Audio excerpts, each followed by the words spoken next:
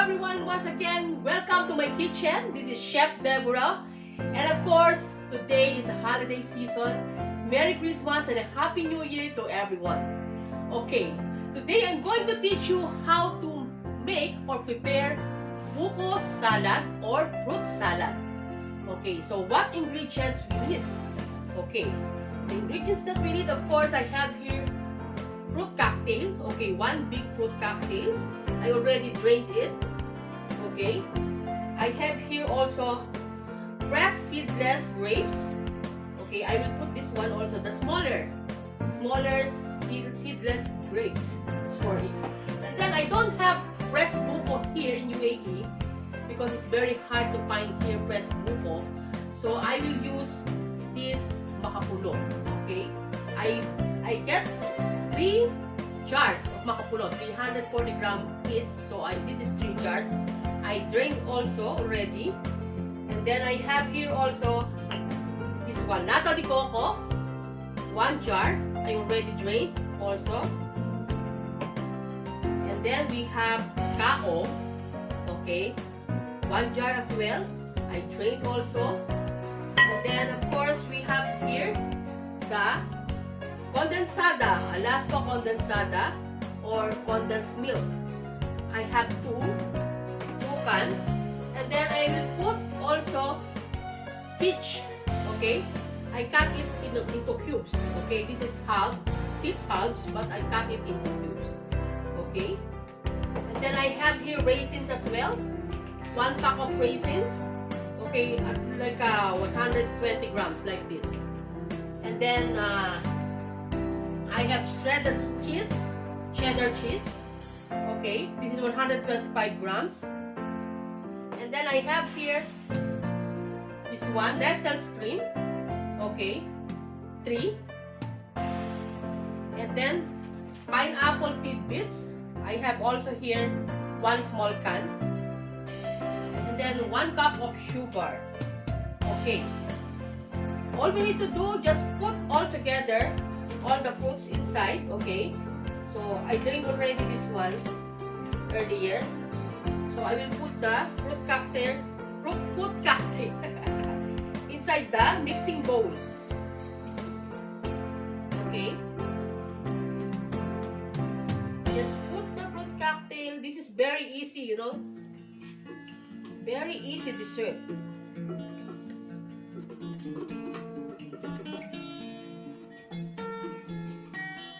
Okay.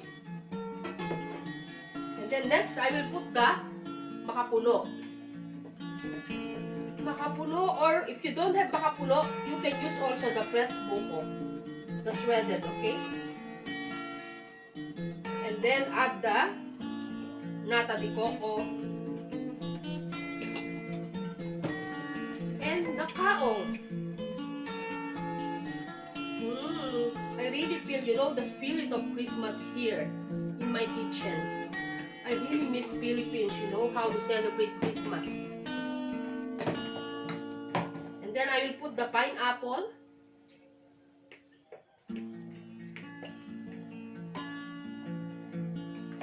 Every time I make a salad, I'm making like this, you know. And then I will put the peaches. Okay. And then the grapes. This is very easy, you know. No need to cook. Put the raisins as well. The cheese. Shredded cheese. This is cheddar, okay?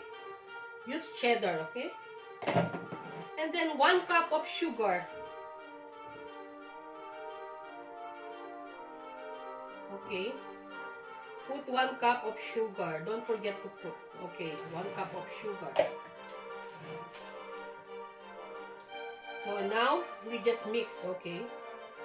We just mix together until all the ingredients are incorporated. Of course.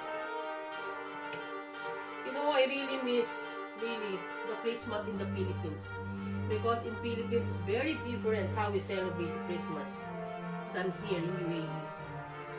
Okay, now I will put 2 cans of condensed milk. Okay? I will put 2 to become a little bit sweeter. Okay? You know, I really miss my family. I miss my family in the Philippines, you know. I cannot go home. Almost 2 years now. I did not go back home. Yeah, more than 2 years, I think. Because of the pandemic. Hopefully, I'll go back this coming year. Okay? This is one of my favorite. You know, every Christmas we are making same like this buko salad. But we are using always fresh buko. Because in Philippines, there's a lot of buko there. The fresh one. Okay? We just mix it all together. Till all ingredients are incorporated. And lastly, we will put the cream. Once you put this one, that's it. Okay, this is very easy to prepare. I really love to eat fruit salad every Christmas, every year. I remember my mom always asked me to buy. How many buko we buy? 15, 20 pieces of fresh buko, and then we are shredded coconut. Coconut? Oh, buko. Yeah, it's same. Buko and coconut, right? Coconut tree. Not the old coconut, huh? The young coconut. Oh my God. It was full. My bowl is full. My mixing bowl is full.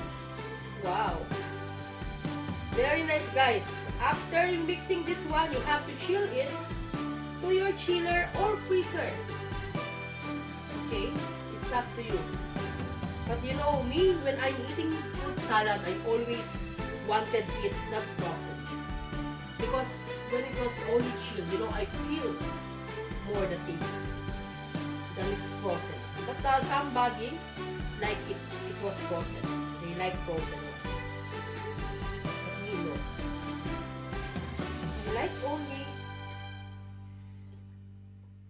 chilled. Wow, I cannot wait, guys. So guys, I hope you like this video. Okay, so that's it. Okay, don't forget to subscribe to my YouTube channel and follow me on Instagram and Facebook page, and of course don't forget to click the bell so that you'll notify whenever I uploaded a new video for you. Okay, I will show you now my fruit salad. Okay, this is the best fruit salad. It's too much, guys. Very heavy. Okay? Thank you so much. And again, this is Chef Deborah. Merry Christmas and Happy New Year to everyone. Bye-bye. See you again next time. Bye-bye, guys. Hope you like this buko salad.